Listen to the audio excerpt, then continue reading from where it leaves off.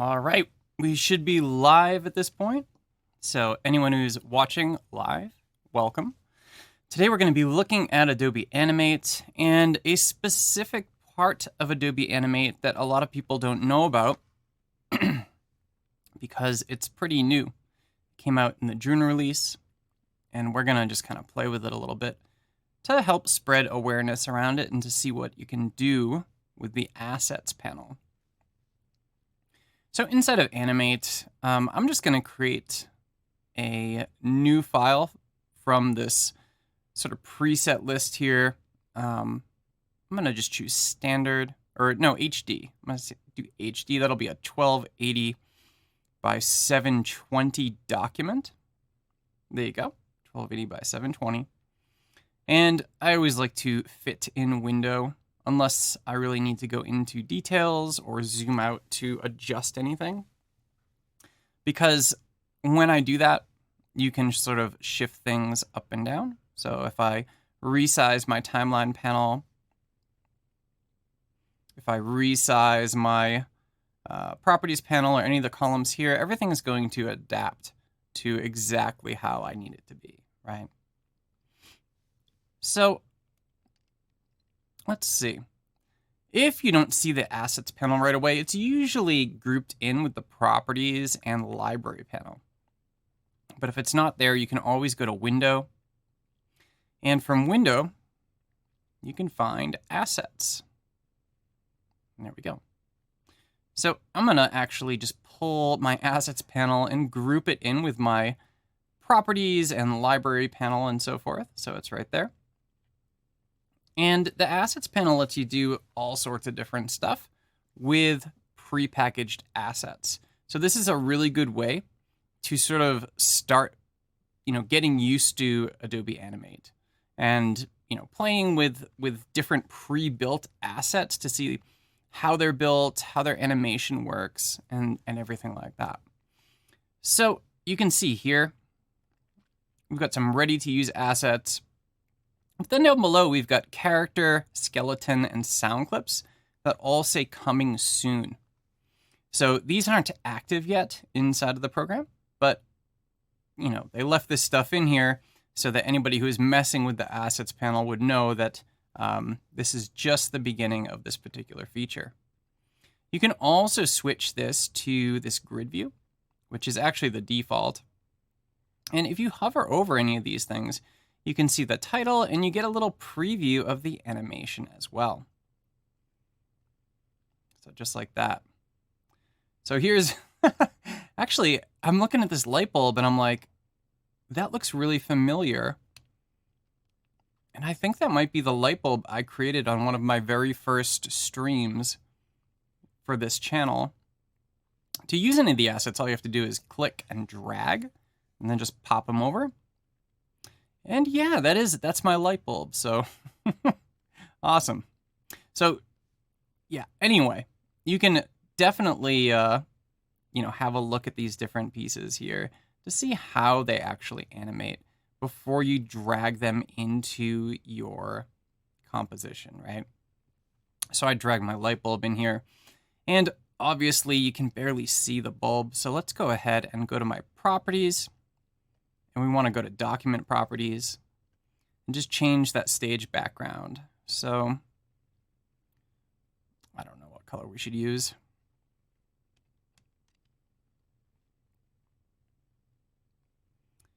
Something darker, maybe. So you notice immediately right now, like we don't even have, hey Matthias, how are you doing? Nice to see you. So this light bulb right here that I pulled in, this is a graphic symbol, right? So because it's a graphic symbol, everything inside of its internal timeline, any animation that exists within there, is actually going to go and be bound to the frames on my main timeline that it exists in. Hey Jeff, how are you? Nice to see you here as well. So I've been streaming at night. I've been streaming at What's 7 o'clock my time, 6 o'clock Pacific time.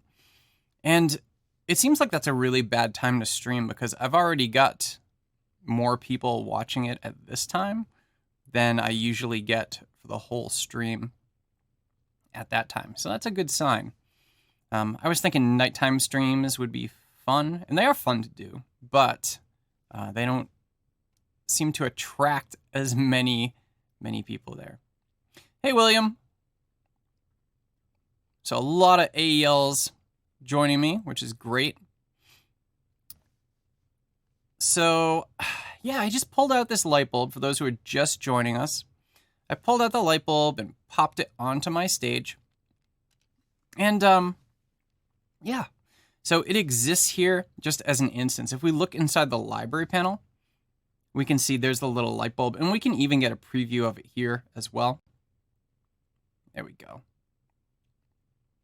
And again, I built this light bulb back, gosh, it was probably like a month and a half ago.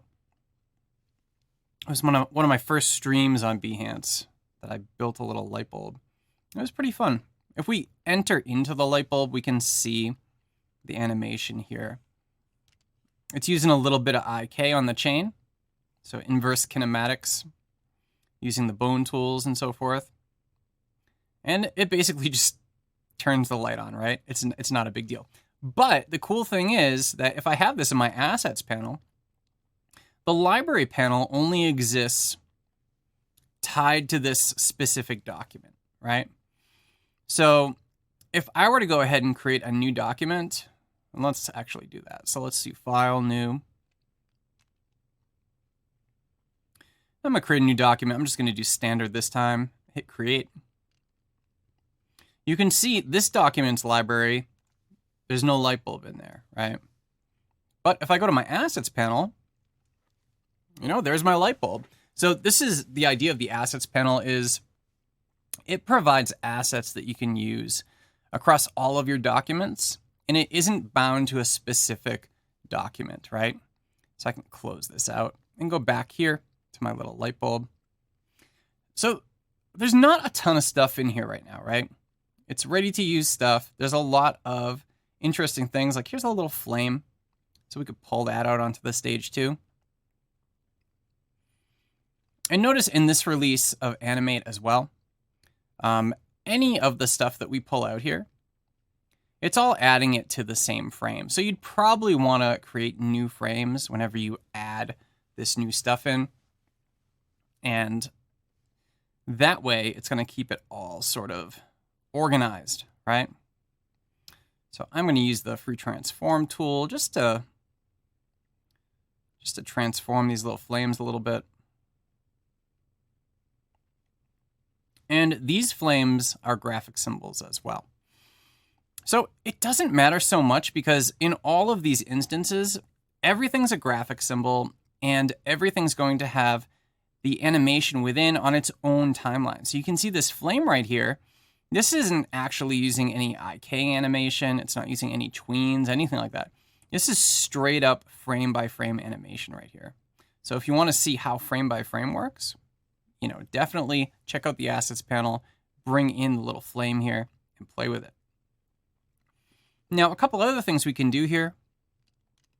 I'm going to collapse some of these. We don't have any sound. I'm going to collapse the blend modes. So we can apply, you know, color effects and filters and things like that. Actually, maybe I will want to use blend modes. Let's kind of see how that looks here.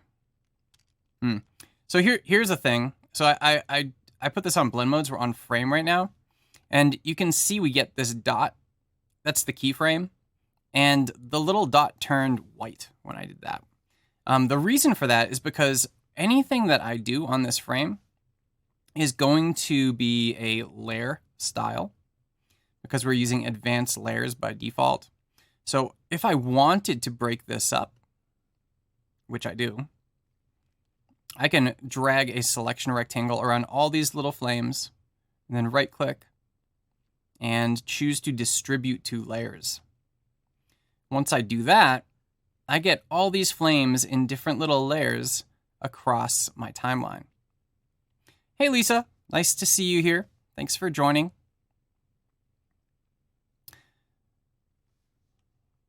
So with these flames on their own particular layers now, I can go ahead and create these layer styles on here using blend modes or filters or color effects or whatever I want. And notice I'm not applying this to the object itself. I could, so if I click on object right here in the properties panel, I could change the color effects. I'd give it some tint, some opacity, anything like that. But notice I cannot use blend modes. I cannot use filters. And the reason for that is because those can only be used on graphic symbols if graphic symbols are part of a layer and you're actually dealing with the layer effects. So right here, I'm going to change my blend mode. See how darken looks, or multiply rather. There's darken, screen, and a lot of these effects, if you're kind of new to Animate, a lot of these effects are the same effects that you would find inside of something like Photoshop, right? It's just a smaller subset of those. And we can even do it to this layer as well.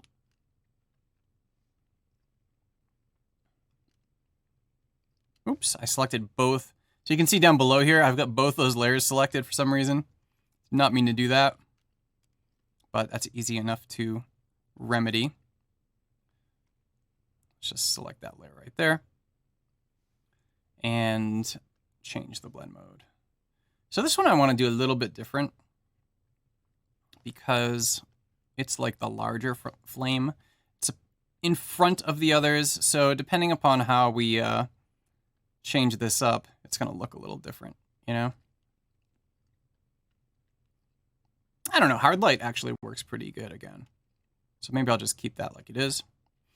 All right, so of course we don't have any animation yet. So what we need for animation, like always, is we need to extend the timeline. Because our playhead, which is this blue thing here, it only exists on one frame right now. So I want to extend all these different layers to at least 1 second. And because we are set at an FPS setting, that's frames per second of 30, in that case, we're going to need 30 frames to make 1 second of animation. So I'm going to go ahead and insert frames up to that point on all those layers and check that out. Now we've actually got the flames going here. And I can even press the test movie button here and it'll export this directly inside of Animate so we can watch those flickering flames over and over and over again. So this is going to be really good for winter. You can make yourself a little fireplace and you know, put the flames in there. So going back to the assets panel, let's see if there's anything else we might want to use. So there's a couple things here. There's some backgrounds, right? And some of these might be animated. Yeah, so the shine one is animated. This gray sky, I believe, is still. The earth looks still. And I believe the temple is a still as well. So you've got a mix here. Like some of these things are static assets. And then some of them are animated assets. And the vast majority are animated. So you might be wondering like how you actually add more stuff to this, right? So if we go into our library and we can see we got our flame and our light bulb and stuff like that. So if I just created the light bulb in this document or I just created the flame, whatever, I could right click on here and choose export asset. So that's going to create an ANA file, which is an animate asset file. Once I have an ANA file, ANA file created, it'll exist on my file system and I can share that with whoever I want. And inside of the assets panel, you can actually go ahead and import from the little menu right here. And you can import your own assets in here. That's why I have this little light bulb that I created like a month ago or whatever. That's why it's actually inside of here, is because I imported it back then. So it sticks with Animate. No matter what document that you have open, it's going to stay as part of that experience. You're going to be able to add it to your particular document library and use it inside of your animation, of your project, whatever it might be. So we can notice here that even though the flames are flickering, our light bulb isn't switching on, right? There's no animation there. So the reason for that is likely because we don't have enough frames. So if we go inside of our light bulb, we can see that it's playing back 1 second's worth of frames here. However, we have many, many more frames. We have 3 seconds of animation for our light bulb here. So there's a couple ways to get around that. One way would be to actually change the behavior of this asset that we dragged in. So when you dragged it in, it's got the behavior of a graphic symbol. And again, graphic symbols, their internal timeline is bound frame by frame to their containing or parent timeline. So at 1 second, we're never going to see any real activity here. However, a movie clip symbol runs completely independent of its parent timeline, its containing timeline. So if we change the behavior of this to a movie clip symbol, and then go ahead and hit, well, that's not going to work either, actually, because it still needs a little bit of time to get in there. So what we could do is actually remove all these frames, just so we have a single frame animation once again. So I'm going to remove those frames and then hit test. And what you'll see is the fire does not move in that case. However, the movie clip symbol instance, it does play because it's independent now. So a little primer on how the internal timelines of those two things kind of work differently with each other. So I'm going to undo that so I get my frames back. Of course, what we can always do is just extend those frames out to the 3 second mark. And if I switch this fellow back to being a graphic symbol, there we go. So maybe inside of our content here, now it doesn't really switch on until a little after 1 second, right? So maybe we want it to be quicker. There's a couple ways to do that too. You could always, change the internal timeline of your light bulb. But the whole point of having these assets is to make things like really easy, right? So like, let's say, oh, I really want this puppy to be like right in front of the fire. So it's his fire now. There we go. I've added something else to my little animation here. I don't know why the puppy would be watching a fire, but that's what he's doing. You can't argue with it. So if we want this to flip on a little sooner, there's actually another cool aspect of the graphic symbol. And if we go to properties and make sure we're on object properties here, what we've got is looping options. So we can either tell it to just play and loop, right? We can tell it to play on a single frame, so hold on a frame, or we can tell it to, play the graphic just one time and then stop. So I want it to play, and actually I want it to play once. But what I want to do is actually start it off on a different frame. So notice you've got the ability to choose what your first frame is here. And I'm going to say the first frame is probably going to be frame 30, because that's going to take us 1 second into the internal timeline for this guy. So now if we play him back,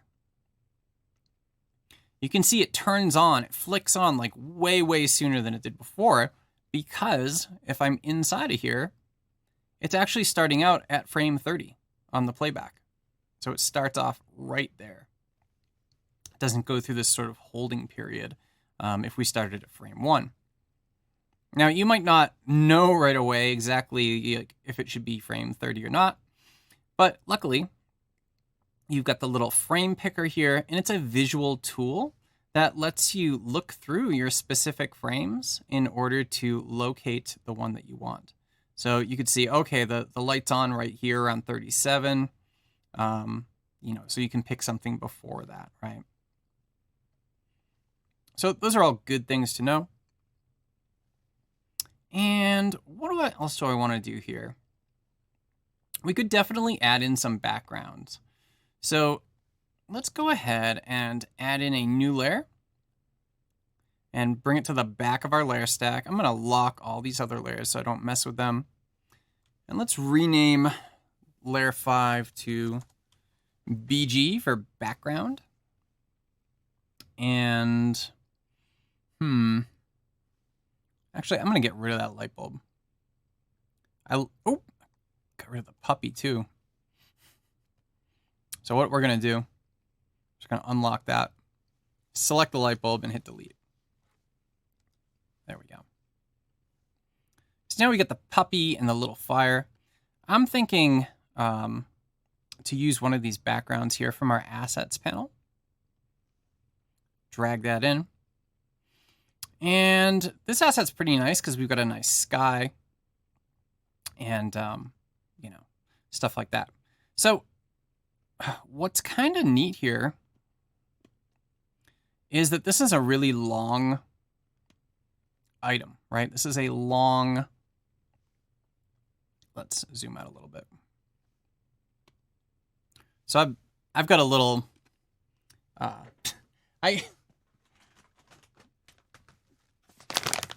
this is not a product endorsement, an official one, but Ricola, they work wonders if you're teaching and you have to talk for a long time.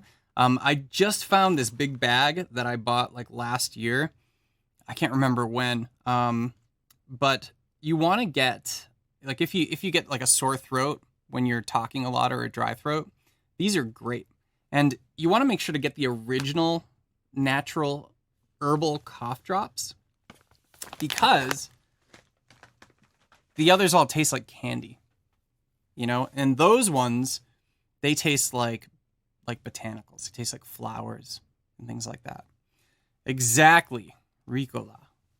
So I love Ricola. And it was actually at, I know it's getting to be Adobe Max time.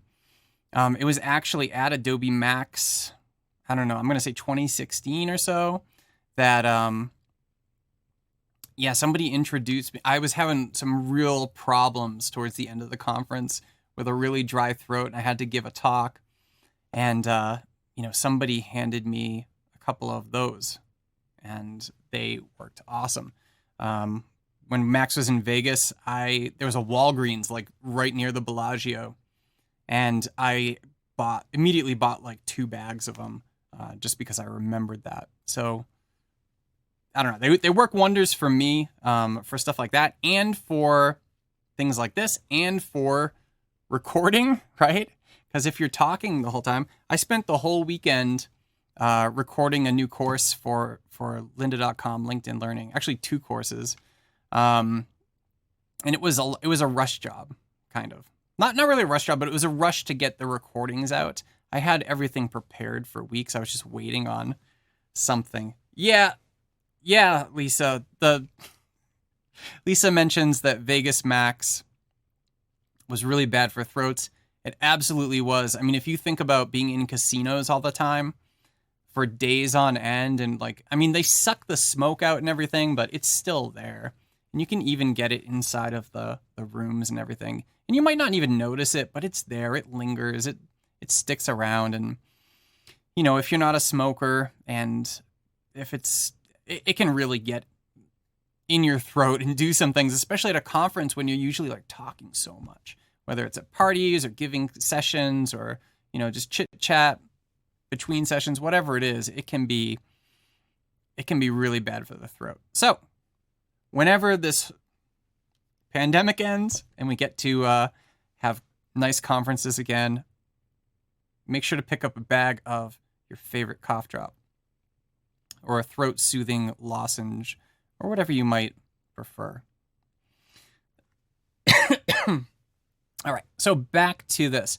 So now that I've got this guy in here, I'm thinking let's put him off to the side here, and he's going to be sitting there wagging his tail. The fire is going to be going, and we just want the camera to pan over there. And we don't have a camera yet. And actually, I got to rename this layer 1 to puppy too. So always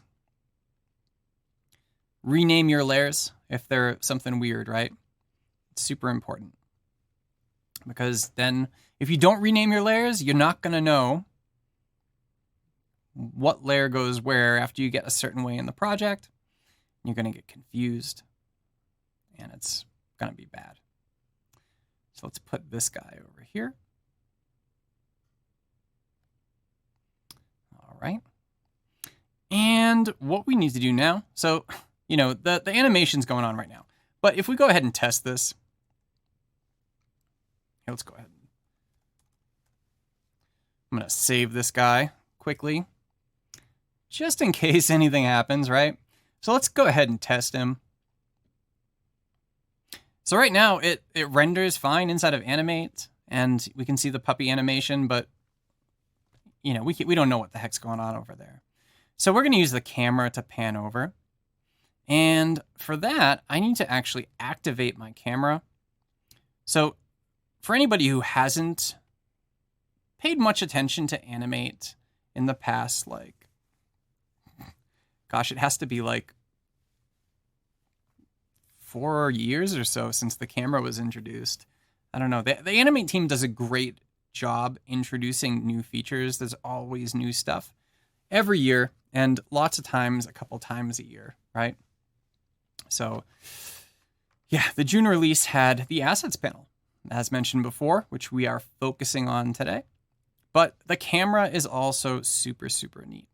So what you need to do to use the camera, you have to be using advanced layers. And we know we're using advanced layers already because we're able to use layer effects.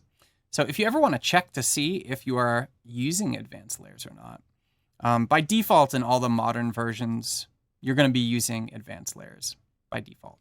However, if you go to your document settings and click on more settings, underneath here, there's a little checkbox, use advanced layers. And as you can see, you know, I never turned it on. It was activated by default. But I could disable it if I wanted to. And if I do, then I'm not going to be able to use layer filters, camera, layer depth, parenting, all sorts of stuff. So advanced layers do provide a lot of neat new things, especially things that were introduced in the last year or two. That's my #1 complaint, Jeff, about Animate, is that, you know, right? Adobe doesn't talk up Animate. So other people have to do it instead. So that's one of the reasons I focus on Animate on a lot of these streams, is to kind of show people Animate and spread the word around it. Hopefully, you know, if people, I don't know who's noticed, but you know, the Animate icon is now the same exact color as all the audio video icons. And Animate is actually categorized inside of video and motion. So hopefully being like made a part of that wider category within Adobe, you know, they'll be included in more of the marketing aspects for things like After Effects and Premiere and Audition, Media Encoder, Character Animator, and all these other things. You know, I've had my fingers crossed for like, I don't know, 6 or 7 years that Adobe would be more active in marketing Animate, right? And hopefully that happens. But, you know, those of us who are in the know, who like Animate and use it, you know, we know what's going on. And hopefully other people pick up on our enthusiasm and the stuff that we create in it and want to use it too.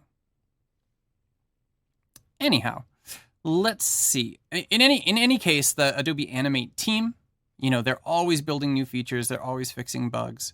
I've had a number of my own personal bugs be fixed by the team, and it's always great to see when that happens, right? So camera, yes. So to activate the camera, you're going to click on this little camera icon right here. There's also a camera tool, and as soon as you activate that, it'll activate the camera as well. So when we hit add camera, there's a new camera layer that gets added to this, and we get some controls, some overlay controls on here. So this lets us do things like zoom in. So I could, use the camera to zoom in here, zoom out. And I can always undo that if I want to. And actually, yeah, let's zoom in a little bit. Something like that. And we can also pan. So I can pan the camera over here. Maybe start out with an establishing shot where, the little puppy and his little campfire, they're just not in the shot whatsoever. You can also rotate the camera if you switch this on, but that would be a little weird for a shot like this, I think. That's more for, like an action type shot, I suppose. If somebody was like, throwing something or hitting a ball, and you might want to have the camera rotate, or during a fight, right? If you're animating a fight scene. All right. So, oh yeah, so Jeff mentions that he's used it with instructional design students who have never animated before, and they made amazing things. Yeah, and I think that's part of the drive to having this assets panel available, is that, it lets you throw a bunch of stuff together really quickly to, get that sort of confidence that like, oh yeah, I can, these are somebody else's assets that I'm throwing together here, but, looking at how it's done inside, because again, you can go into any of these assets and see exactly how. And this is probably going to be a more complex animation than I bargained for, the puppy here. Let's go back out and just look at the flames, because they're much more simple. Yeah, so here's a frame by frame flame animation right there. And my light bulb is a good example too of how to do that. Little light bulb there. There he is. Yeah, so let's actually move the camera. I want the camera to slowly pan across over those 3 seconds. So what I'm going to do is add in a new keyframe at the end here. So, of course, like we're doing here, you can actually animate assets that have animation inside of them, right? So the puppy and the flames, they both have animation on their own timelines, but you can animate them across the containing timeline as well. And you get like this rich nested animation. And the camera, of course, can contribute to a lot of that as well. So why did I create another keyframe here? And notice a keyframe is defined by like this little filled dot, right? Way at the beginning, if we jump back, every one of these frames, because every frame starts, or every layer starts with a keyframe. So you've got a bunch of keyframes there, but then we've just got normal frames right here.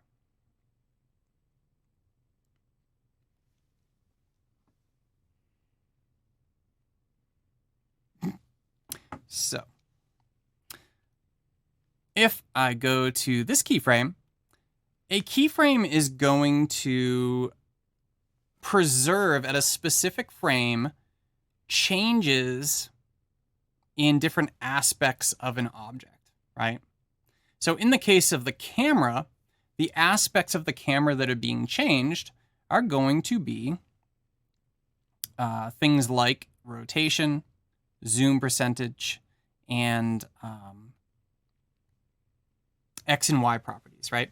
And if I choose the camera tool here, camera becomes active again, and I can see all those different properties in my properties panel.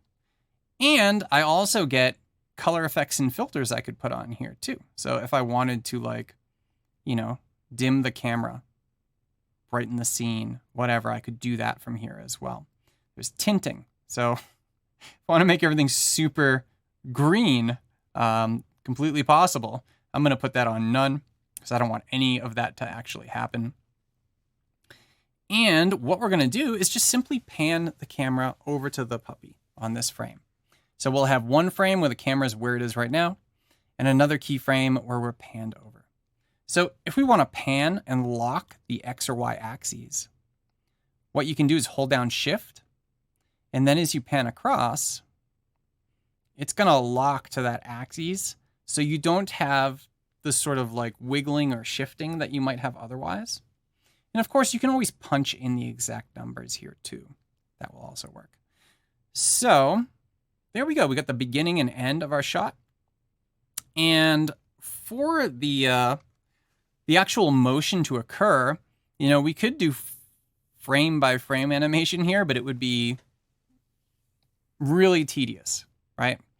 What we can do is use Animate's Tweening engine to do this instead. So I'm going to go ahead and just choose any of the frames that are in between those two keyframes that we established, one at the beginning, one at the end. And if I look here, I can create a classic tween. If you don't see classic tween, you can always, this is like a little group. So if you long press on it, you can create different types of tweens. I'm going to just create a classic tween right there. And you can see now we get that camera movement. And if we go ahead and play it back, test movie, you can see it's a little janky right now. And part of that might be because this computer is like 6 years old. But part of it too might be because we're not using any easing in here. So by default, we're going to have completely linear motion between keyframes if we're using a classic tween or even a motion tween. So what we want to do is provide some sort of easing in order to make the flow feel more natural movement. So usually with the camera, especially if I'm just doing a panning shot like this, you know, it's really good to be able to do something like a nice subtle ease in, ease out kind of thing. So the way we would do that with a classic tween is, again, you just select any of those frames that make up the tween. And the tween of here is indicated with the purple background and the little line here connecting the two keyframes. And what I'm going to do is just go to my frame properties, to my tweening section, and there's classic ease for my effect. If I click on that, I get a whole bunch of different easing presets. So a bunch of ease in, ease out. And look at that, we've also got ease in and out. So I could choose quad, cubic, quart, and each one of these will give me a preview of how severe or gentle the animation is, right? So here's a nice sine. I'm either going to do quad or sine. I think I'm going to go with sine because it's a little more gentle. So double clicking on that, and now we have the effect of sine, ease, in, out. So now if we go back, and let's just play it back here. And actually, we can always turn on the clip content outside the stage feature right here. And then it's only going to show us exactly what's in the stage and what's going to be rendered as if it were in a test movie environment, right? So let's go ahead and play this back.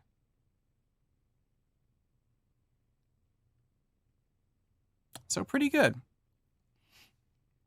And of course, we could test movie to see it at full size. And it's much smoother now that we added in that ease. So, of course, when it gets to the end right now, it stops, right? And resets. Let's add 2 more seconds to our main timeline, where the camera is just gonna linger, right?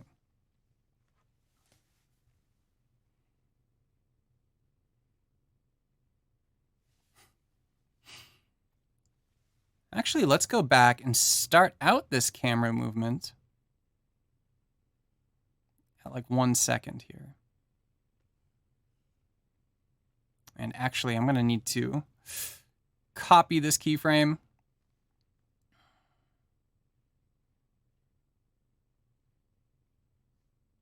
Oh, actually, let's go back here.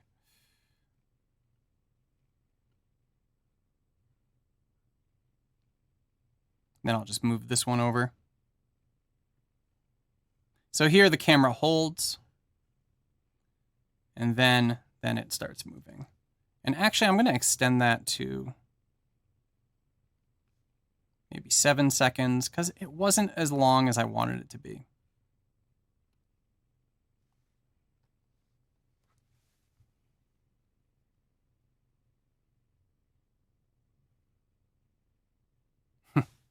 So there's more things we can do too, right?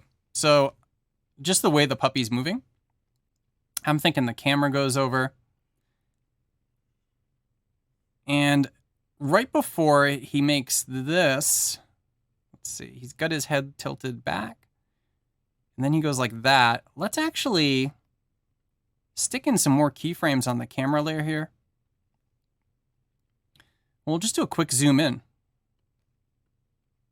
So I'm going to put in 2 keyframes and then create a classic tween between the two. And once again, let's go ahead and do an ease in out. I'll just use a quad this time.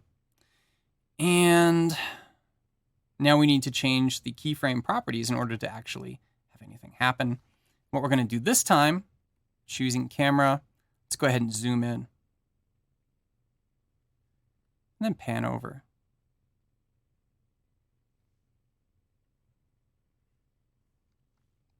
Cool. So there we go. So it holds, it pans, holds, zoom in quick.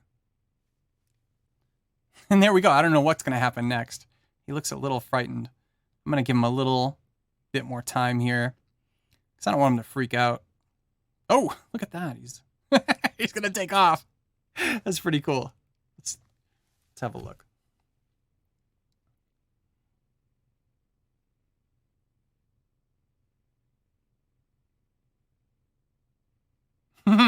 Nice. So as you can see, there's a lot you can do just by reusing assets that already exist inside of Animate here. And there we go. He completely leaves, right? So let's watch it one more time because I think this is pretty much finished now.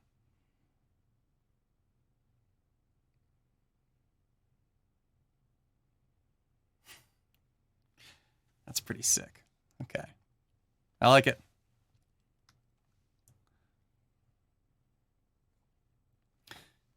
So now that it's finished, you can, of course, export this as a video or whatever. So you could go to File, Export, and you choose Export Video/Media.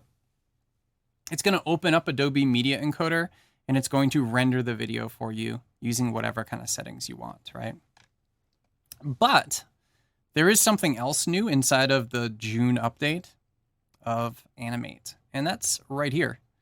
We now have a quick share and publish option.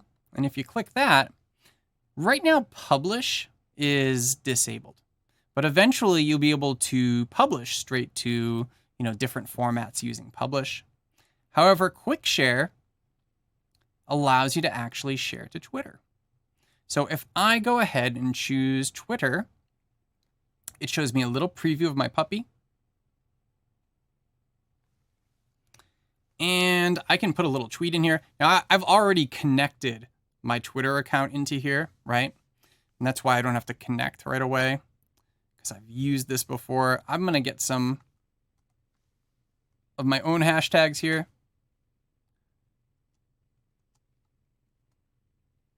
Oops, that's very odd. Paste. And I don't know what to call this. Puppy.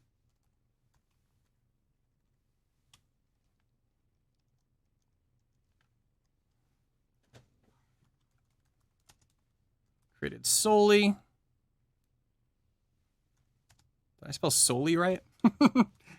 With the assets panel in Adobe Animate. Now, before I publish this, I want to make sure that I spelled solely right. So on my other screen here, I'm just going to look it up and make sure that I actually did that, because I don't think it's right. Let's just say, wow, I'm getting all sorts of weird stuff. I did not spell that right, I'm pretty sure. So I'm just going to say created. Why is my focus being taken off of here? It's so weird.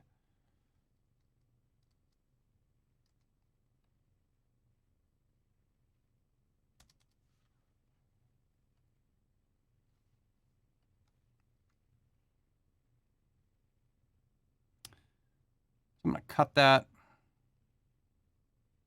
cut. There we go.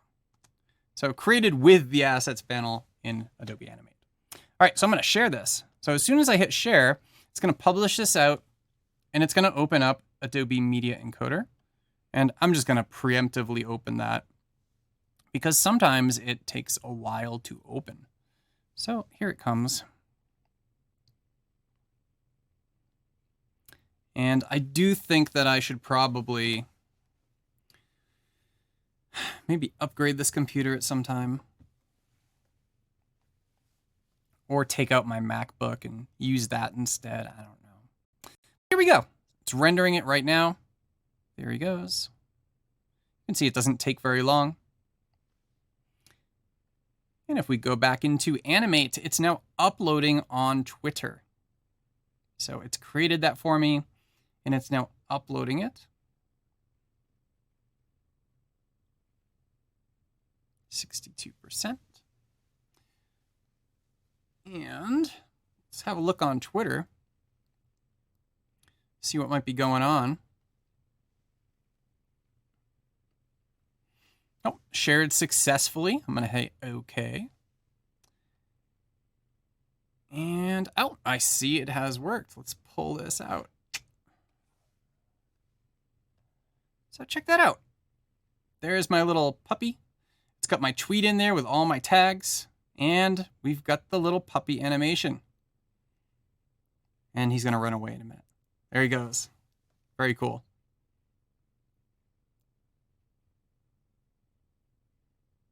And you can go view that on Twitter right now because it's a live share. So both of those things, the quick share and the assets panel, were introduced in the June release of Animate. So new stuff all the time. All right. I think that was a pretty successful stream. And with the quick share, we're finished. So this time seems to work out pretty good. We'll see. I may be here next week at the same time. And we can look at something else. Maybe I'll look at something else inside of Animate. Like how to use IK or like asset warping or additional kind of newish features inside of there.